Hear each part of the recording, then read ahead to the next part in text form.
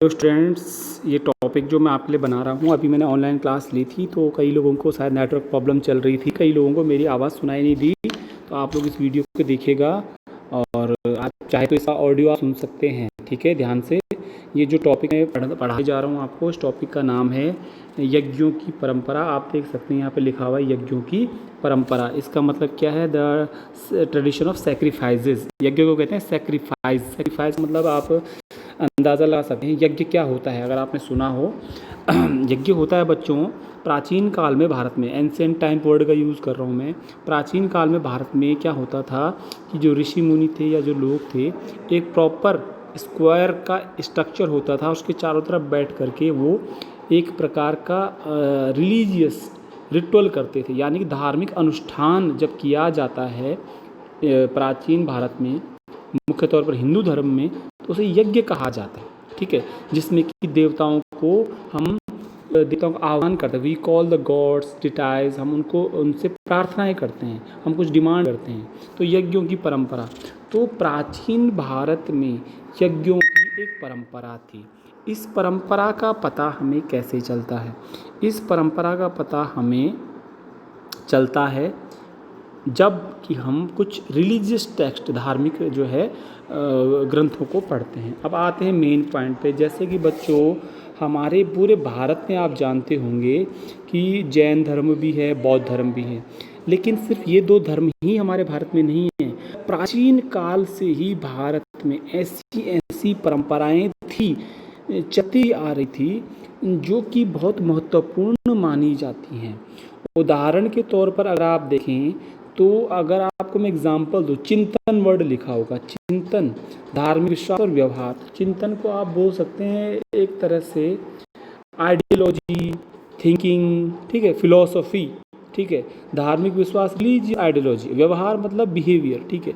तो हमारे भारत में जो है 1500 BCE से पहले से ही कई आइडियोलॉजी थी, कई विचारधाराएं थी, जिनमें से एक आइडियोलॉजी हमारे पास वैदिक आइडियोलॉजी भी थी, वैदिक परंपरा भी थी। यहाँ पे लिखा हुआ है वैदिक परंपरा, तो पूर्व वैदिक परंपरा। अगर आपने वेद शब्द देखा हो, वेद, वेद क्या है? वेद वो धार्मिक ग्रंथ हैं, या वेद वे ग्रंथ हैं जो संस्कृत में लिखे गए हैं, और अब ये हिंदू धर्म के पवित्रतम ग्रंथ माने जाते हैं, सबसे पवित्र ग्रंथ, और सबसे पुराने ग्रंथ हैं वेद। दुनिया का सबसे पुराने ग्रंथ वेद ही। ऋग्वेद दुनिया का सबसे पुराना ग्रंथ है, ठीक है। तो most ancient text of the world is Rigveda and Veda, और वेद आर 4, वेद आर 4, 4 वेद हैं, ठीक। तो वेदों में जो जीवन बताया गया है, देखिए भारत में जो है, जो वेदों में जो एक्सप्लेन किया गया लाइफ को, लोगों के बारे में, वेदों में जो रिचुअल्स बताए गए हैं, उसे कहा जाता है वैदिक ट्रेडिशन। तो विच type of faiths, beliefs, ideologies, behaviors are mentioned in the Vedas, that is called the Vedic tradition, ठीक है। But we know that, अब हम जानते हैं कि वेद कब लिखे गए थे बच्चों? तो ऋग्वेद जब लिखा गया था, ध्यान रखना, ऋग्वेद लिखा गया था 1500 ईसा पूर्व के लगभग में, ठीक। और जो उसके बाद जो और वेद जो लिखे गए थे, जो अथर्ववेद, सामवेद, 3 वेद और भी, अथर्ववेद, सामवेद और यजुर्वेद, तो ये ऋग्वेद के बाद लिखे गए थे। तो 1500 ईसा पूर्व में लिखा गया था ऋग्वेद, इसके बाद धीरे धीरे करके 3 वेद और लिखे गए थे, ठीक है। तो इन वेदों में जो जो लिखा गया, उसी आधार पर प्राचीन भारत का जीवन चलता था। जैसे गाय पालन करना, घोड़ों पर जीवन था, जानवरों पर महत्व, कृषि करते थे, इस तरह का जीवन था, ठीक है। अगर आपने डिस्कवरी ऑफ इंडिया चैनल देखा हो तो उसे ध्यान से आप देखिएगा, पहला चैनल मतलब सीरियल देखा हो जवाहरलाल नेहरू वाला, ठीक है। अब क्या हुआ, अब बात आती है कि ऋग्वेदिक परंपरा चलती थी भारत में, ये पर्टिकुलर परंपरा थी। इस परंपरा की विशेषताएं क्या है, मैं आपको शॉर्ट में कुछ पॉइंट छोड़कर बता रहा हूँ। जैसे वैदिक परंपराओं के अनुसार उस समय ऋग्वेदिक परंपरा, क्या ऋग्वेद में जो बताया गया है, ऋग्वेद में बहुत बड़ा ग्रंथ है, ऋग्वेद में अग्नि, इंद्र, सोम आदि कई देवताओं की पूजा की जाती थी। ऋग्वेद अग्नि, इंद्र, सोम, वरुण भी एक देवता होता है, ठीक है। तो ऋग्वेद या वेदों में अग्नि, इंद्र, सोम आदि देवताओं की स्तुति, स्तुति का मतलब पूजा, तो दे ऋग्वेदिक people worship the Agni, Indra, सोम। अग्नि फायर हो गया, इंद्र तो इंद्र ही है, सोम हो गया, वरुण भी एक देवता है, ठीक है। इन देवताओं की पूजा करते थे। ऐसे श्लोक, there are the hymns in the Rigveda और in the Vedas and these hymns are written to pray to the Agni, Indra, सोम और वरुण टिटाइज। देवता बताया गया भगवान ने, ठीक है, तो इसलिए ऋग्वेद लिखा गया, ठीक है। दूसरा आता है जब यज्ञ, अब ये मंत्र क्यों लिखे गए, ऋग्वेद में मंत्र है। अगर आपने सुना हो ओम भूर्भुवस्सुवः तत्सवितुर्वरेण्यं भर्गो देवस्य धीमहि धियो यो नः प्रचोदयात्, ये क्या है, इसको गायत्री मंत्र कहा जाता है। ध्यान रखिएगा, ये गायत्री मंत्र ऋग्वेद से लिया गया है, और ऋग्वेद सबसे पुराना ग्रंथ दुनिया का है, हिंदुओं का भी प्राचीनतम ग्रंथ है। तो ऋग्वेद में ये गायत्री मंत्र पाया जाता है। गायत्री मंत्र में किस देवता की आराधना करनी है, या आप खुद पूछेंगे या खुद पता करेंगे। तो ऋग्वेद या वेदों के हिसाब से यज्ञों की एक परंपरा होती थी, यज्ञ किए जाते थे। यज्ञ करने का मतलब होता है किसी निश्चित स्थान पर, निश्चित समय पर लोग इकट्ठा होते थे, जहाँ पर एक निश्चित स्थान बनाया जाता था, हवन कुंड बनाया जाता था, जहाँ विभिन्न प्रकार की सामग्री का यूज़ करते थे, और फिर वहाँ पर मंत्र बोले जाते थे। तो फिर क्या है, ऋग्वेद में कई प्रकार के देवताओं की वर्शिप करने के लिए श्लोक हैं, हाइम्स है, ठीक। दूसरा, they use these hymns during sacrificial performance. जब यज्ञ किया जाता था तब मंत्रों का उच्चारण किया जाता था। जब यज्ञ किया जाता था तब मंत्रों का उच्चारण किया जाता था। इसीलिए आप जब भी देखेंगे भारत में यज्ञ होता है, शादी होती है, तो पंडित जी मंत्र पढ़ते हैं, वो वेदों के ही मंत्र है, पढ़ते हैं ना, कि वक्रतुंड महाकाय, कई ऐसे मंत्र होते हैं, तो ये वेदों में लिखे गए मंत्र हैं। तो यज्ञ हो रहा है और मंत्र भी बोला जाता है, कोई भी यज्ञ हो रहा है कहीं भी देखिए वहाँ मंत्र पंडित जी बोलते हैं। दूसरी बात, यज्ञ क्यों किए जाते थे, यज्ञ इसलिए किए जाते थे, why they perform the sacrifices, क्योंकि उनको कुछ चाहिए। कोई भी आदमी पूजा क्यों करता है, आज पूजा पाठ क्यों करता है, मंदिर क्यों जाता है, मैं तो ये मानता हूँ कुछ ना कुछ लालच होता है, ठीक है। तो उस जमाने में एक प्रकार का लालच था, आप लिखना नहीं इस शब्द को। तो लालच क्या है, उनको क्या चाहिए, they pray to the deities for the cattles, यानी मवेशियों के लिए, बेटे सन, बेटों के लिए, स्वास्थ्य यानी हेल्थ के लिए, लंबी आयु के लिए, ठीक है। तो वैदिक लोग अब एक तरह से जानवरों के लिए, बेटे के लिए, स्वास्थ्य के लिए, लंबी आयु के लिए प्रार्थना करते हैं। ध्यान रखिएगा इससे क्या चीज़ें निकलती हैं। जानवर चाहिए, ज़मीन ज़्यादा है, जानवर होंगे ज़्यादा तो आपका पैसा ही आपकी संपत्ति में आ जाएगा। बेटे होंगे तो भैया खेती बाड़ी कई काम कर सकते हैं, वॉर हो सकती है, तो ज़्यादा मैं डिटेल में नहीं जा रहा हूँ, तो ध्यान रखना, ये चीज़ें आपको ध्यान में रखनी है। अगला मैं आपको पैराग्राफ में आ रहा हूँ। शुरू में यज्ञ सामूहिक रूप से किए जाते थे। देखिए बच्चों, पहले वैदिक पीरियड में क्या होता है, ऋग वैदिक पीरियड, दो प्रकार के वैदिक पीरियड जो होता है या वैदिक काल है, उसको दो भागों में बांटा गया है। एक काल को कहते हैं पूर्व वैदिक काल, और एक को कहते हैं उत्तर वैदिक काल। पूर्व वैदिक काल वो काल है जिसमें ऋग्वैदिक समय में लोग जैसा जीवन जीते थे। उत्तर वैदिक काल 1000 ईसा पूर्व से 600 ईसा पूर्व तक का समय है, ठीक है, ठीक है। दो प्रकार, वैदिक काल दो प्रकार का है। तो शुरू में ऋग्वैदिक काल में जो यज्ञ होते थे वो समूह होते, किस में होते, समूह में होते।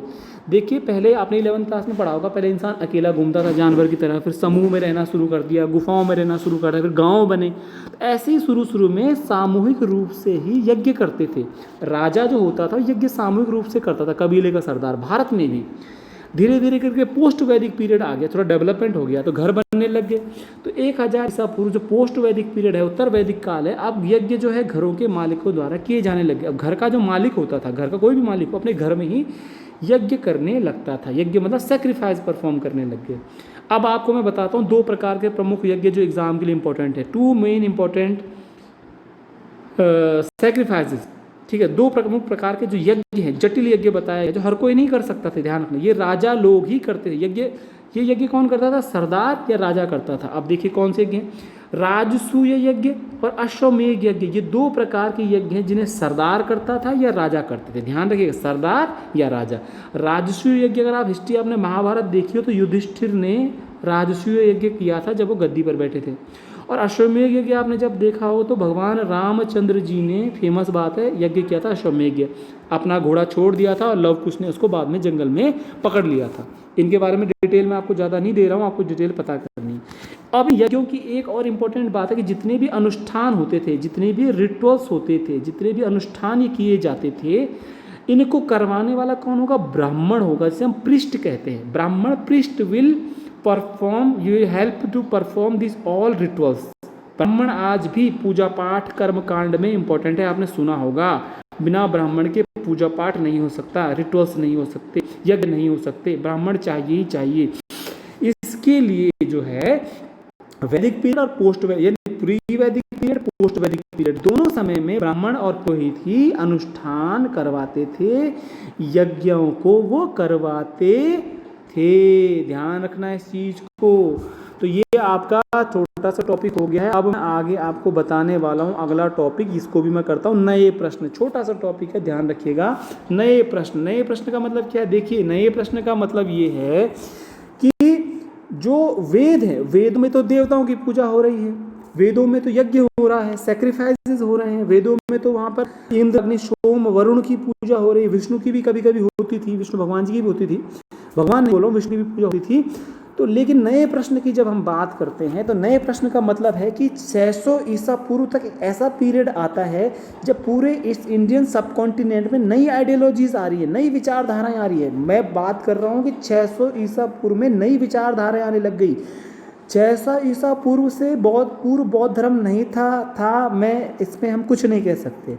जैन धर्म उस रूप में था नहीं था, हम कुछ नहीं कह सकते हैं। लेकिन वैदिक परंपरा 600 ईसा पूर्व से पहले थी तो थी। कहते हैं ना हिंदू धर्म कितना प्राचीन है हमें नहीं पता, तो उसी के लक्षण वैदिक परंपरा में है। लेकिन 600 ईसा पूर्व तक आते आते पूरे भारतीय उपमहाद्वीप में उपनिषद आ गए, उपनिषद और अनेक विचारधाराएं आ गई। अभी जैन विचारधारा को आगे आप पढ़ेंगे, बौद्ध विचारधारा को पढ़ेंगे, सब 600 ईसा पूर्व के बाद आया। उपनिषद क्या है? सबसे पहले आपको लिखना है, क्वेश्चन आता है व्हाट इज उपनिषद। उपनिषद क्या है? उपनिषद संस्कृत भाषा में लिखे गए वो ग्रंथ हैं जिनको 600 ईसा पूर्व में लिखा गया था। इनको जंगलों में लिखा गया था। उपनिषद शब्द का अर्थ होता है गुरु, उपनिषद यानी गुरु के नज़दीक बैठना। उपनिषदों में काफ़ी ज्ञान की बातें कही गई हैं। उपनिषदों में जीवन का अर्थ, मृत्यु के बाद क्या जीवन का होगा, पुनर्जन्म के बारे में काफ़ी चर्चाएं की गई हैं। यानी उपनिषद अपने आप में जीवन के रहस्यों को सुलझाने की कोशिश करने वाले होते हैं। ठीक है, उपनिषदों में चर्चा, बहस को बहुत महत्व दिया गया है ना। तो in Upanishad the Upanishad are written in the Sanskrit language. Mostly the debates are discussed in the Upanishad. They talked about the karma, they talked about the life after the birth, they talked about the rebirth, they talk about the soul, the atma, है ना। They told about the another world, they told about the life, they talked about the nature, they told about the life, what will happen after the death of the person. So Upanishad discussed on the various questions. ठीक है, बहुत सारे बिंदुओं पर उन्होंने चर्चाएं की थी।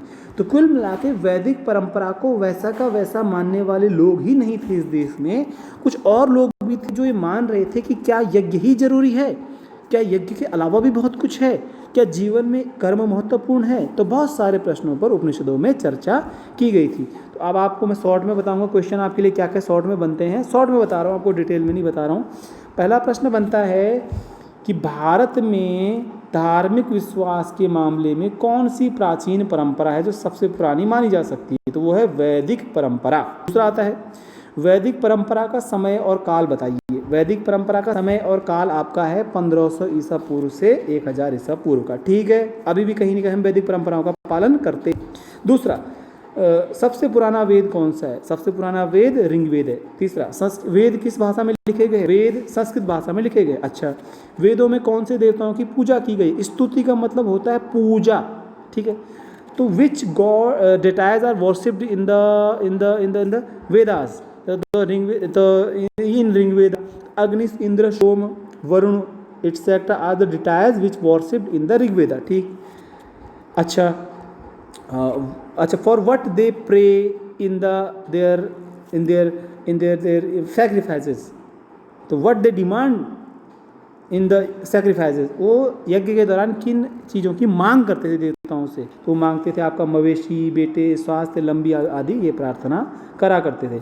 नेक्स्ट हम टॉपिक की बात करते हैं, अगर इसमें इंपॉर्टेंट टॉपिक है, वो टॉपिक ये है कि mention some important critical complicated sacrifices. तो there are 2 or 3 sacrifices are critical और complicated. फर्स्ट, कौन से जटिल यज्ञ थे?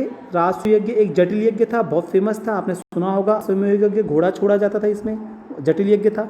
कौन करता था? देखिए, राजसूय यज्ञ, अश्वमेध यज्ञ वही करेगा जो राजा होगा। ठीक है, इसलिए अच्छा, यज्ञ करवाने वाले कौन थे? यज्ञ करवाने वाले ब्राह्मण हुए थे। छोटा सा क्वेश्चन था, उपनिषद किसे कहते हैं, ध्यान रखिएगा। बहुत जल्दी में ये वीडियो मैं बना रहा हूँ।